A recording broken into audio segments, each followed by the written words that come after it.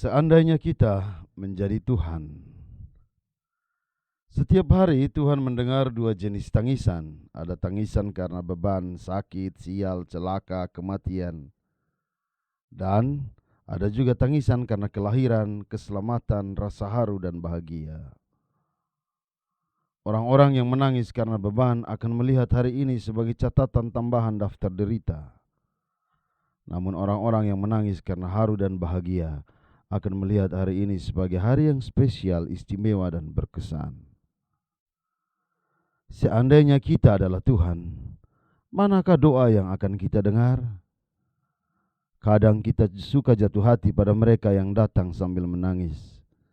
Sebab semakin manusia menangis, semakin menimbulkan empati.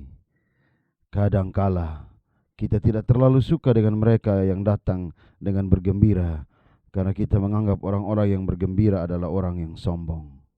Untunglah kita bukan Tuhan, sebab Tuhan tahu mana tangisan asli dan palsu. Tuhan tahu mana kebahagiaan sejati dan imitasi. Setiap hari Tuhan mendengar dua jenis doa.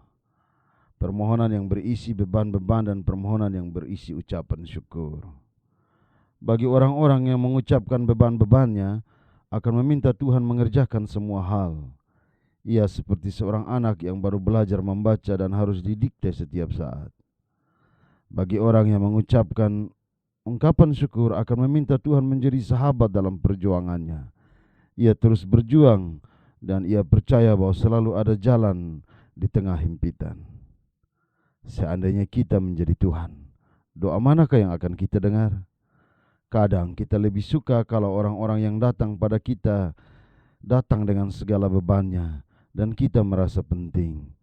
Kita tidak suka orang yang tertutup. Kadang kita tidak suka dengan orang yang selalu bersyukur karena menurut kita orang itu munafik. Beruntung kita bukan Tuhan, sebab Tuhan itu tahu mana yang menjadi beban dan mana yang bukan beban. Tuhan tahu manakah yang disebut syukur dan manakah yang bukan syukur sejati. Setiap hari Tuhan dipaksa menjadi hakim untuk dua jenis karakter manusia, yaitu orang-orang yang merasa dirinya benar dan orang-orang yang merasa bersalah. Orang yang merasa dirinya benar bukan berarti dia tak menyadari kelemahannya, tapi dia meminta Tuhan agar membenarkan kebenarannya. Sementara orang yang merasa bersalah bukan berarti dia tak tahu bahwa Tuhan bisa mengampuni dan membenarkannya, tapi dia meminta agar Tuhan mempertimbangkan bagaimana rasanya ada dalam kesalahan. Maka Tuhan akan dipaksa berperan ganda sebagai hakim dan terdakwa sekaligus. Seandainya kita Tuhan, doa manakah yang mau kita dengar? Kadang kita terperangkap dengan kata-kata yang indah, penuh keyakinan. Kita menyangka makin indah kata-kata, makin benarlah orang itu. Kadang kita menyangka bahwa orang-orang yang bersalah tak pantas untuk dikasih kesempatan mengubah kesalahan. Untungnya kita bukan Tuhan, sebab Tuhan tahu mana yang benar dan mana yang merasa benar. Tuhan mengerti apa itu kesalahan dan mana yang harus dilepaskan dari keberadaan untuk selalu menyalahkan diri sendiri. Setiap hari Tuhan mendengar keluhan dua kebutuhan manusia yang berbeda. Ada yang meminta apa yang tidak penting dan ada yang benar-benar meminta apa yang penting. Seandainya kita adalah Tuhan, kita akan menolak apa yang kita anggap urusan remeh-temeh dan mengabulkan permohonan yang lebih besar. Bersyukurlah kita bukan Tuhan, sebab sekalipun kebutuhan manusia itu remeh-temeh, namun di mata Tuhan itu penting.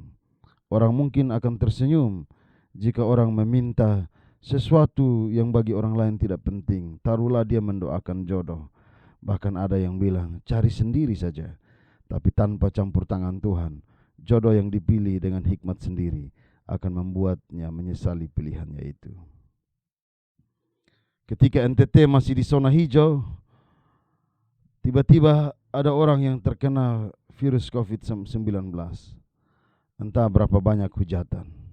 Tetapi lihatlah hari ini postingan WA group, Facebook, banyak berisi permintaan plasma darah dari orang yang sembuh dari COVID-19.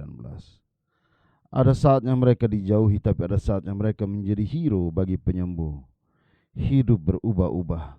Penilaian ternyata tidak kekal. Bersabarlah sedikit. Hidup berbeda kawan. Jangan cepat menilai karena kita bukan Tuhan. Jangan terburu-buru kawan. Kemalangan seseorang bisa jadi hukum kuantum saat dimana seseorang harus terpental untuk melompat lebih tinggi. Perlu berprinsip seperti Quintus Horatius Flaccus atau yang biasa disapa Horace dalam seri pertama buku Odes menyebut ungkapan Latin yang indah. Carpe diem, quam minimum credulo postero, yang berarti petiklah hari dan percayalah sedikit mungkin akan hari esok. Hidup itu adalah aktivitas, gerak, dan pemaknaan. Tugas kita adalah setiap hari, setiap waktu, mesti ada kemauan memaknai apa yang terjadi. Tuhan Yesus mengingatkan, pada petang hari, karena langit merah, kamu berkata hari akan cerah. Dan pada pagi hari, karena langit merah dan redup, kamu berkata hari buruk. Rupa langit kamu tahu membedahkannya, tetapi tanda-tanda zaman tidak. Matius 16 ayat 2b sampai 3. Amin.